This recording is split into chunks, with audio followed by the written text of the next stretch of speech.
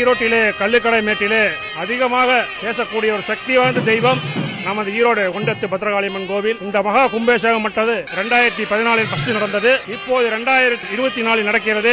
மகா கும்பாபிஷேகம் மட்டது வியாழன் காலை 6 மணி யாக காலை பூஜை ஆரம்பித்து 10 மணி வரை நடைபெறும். இந்த மாசி மாத திருவிழா என்றாலே ஒரு 10,000 பேர் குண்டம் இறங்க விரதம் இருந்து வருவார்கள். அப்பேற்பட்ட இந்த பத்ரகாளியம்மன் கும்பாபிஷேகம் வருகின்ற வியாழக்கிழமை 22/8 அன்று மிகச் சிறப்பாக நடைபெறுகிறது.